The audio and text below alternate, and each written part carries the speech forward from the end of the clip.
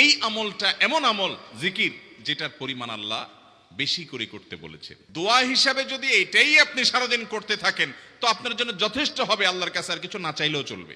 অনেকে হয়তো নতুন শুনেছেন, আজকে থেকে শুরু করে দিবেন, বেশি বেশি করে দিন রাত 24 ঘন্টা যখন সুযোগ পাবেন সকাল বিকাল, মনে থাকে না তো লিখে লিখে ওয়ালে টাঙ্গায়া দেন, বাসা বাড়িতে এমন জায়গা লিখে রাখেন তাকাইলে নজরে পড়ে। 6টা দোয়া এবং জিকির আছে, যেই দোয়া জিকির গুলো কোরআন হাদিসে বর্ণিত সকল দোয়া জিকিরের খোলাসা, সারমর্ম এবং নির্যাস। এই 6টাকে যদি কোনো মুসলমান নিয়মিত আঁকড়ে ধরে তাহলে কোরআন এবং হাদিসের যত দোয়া এবং জিকির আছে কেমন যেন তার নির্যাসটা নিয়মিত সে আমল করলো। বলবো সেগুলা।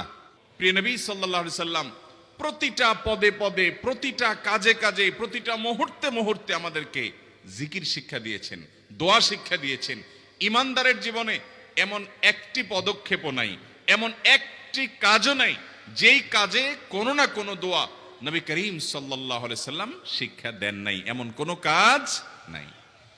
সেই দোয়া, সেই জিকির সম্পর্কে আল্লাহ তাআলা কোরআনে বলেছেন, ইয়া আইয়ুহাল্লাযীনা আমানু, হে ওই সকল লোকেরা যারা ঈমান এনেছো, যারা মহান সত্তা রব্বুল আলামিনকে রব হিসাবে স্বীকৃতি দিয়েছো, সাক্ষ্য দিয়েছো, ঈমান এনেছো, কানেক্টেড হয়েছো, উযকুরুল্লাহ যিকরান কাসীরা, তোমরা আল্লাহর জিকির করো অধিক পরিমাণে, বেশি পরিমাণে। সাধারণ না অন্য আমলের মতো জিকিরের পরিমাণটা হতে হবে সবচাইতে বেশি। আল্লাহ বলেন না কোরআনে কোথাও তোমরা বেশি বেশি নামাজ পড়ো।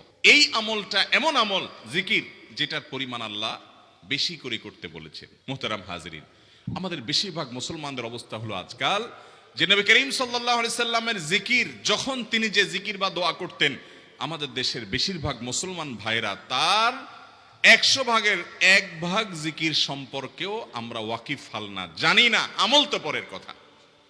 আমাদের নবী করিম সাল্লাল্লাহু আলাইহি সাল্লাম খাওয়ার শুরুতে আল্লাহর জিকির করতেন না করতেন না? কি বলে খেতেন? বিসমিল্লাহ।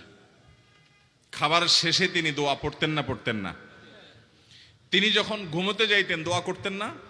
ঘুম থেকে উঠতেন যখন, এমনকি ঘুম থেকে রাত্রে ঘুম ভেঙে গেছে তখনও, ভোর রাতে তাহাজ্জুদের জন্য যখন উঠেছেন তখনও, ওযু করার জন্য শুরু করেছেন ওযু তখনও বিসমিল্লাহ, ওযু শেষ করেছেন তখনও কালিমায়ে শাহাদাত এবং দোয়া। ঘর থেকে বের হচ্ছেন, মসজিদে যাবেন তখনও বিসমিল্লাহি তাওয়াক্কালতু আলাল্লাহ, বিসমিল্লাহ।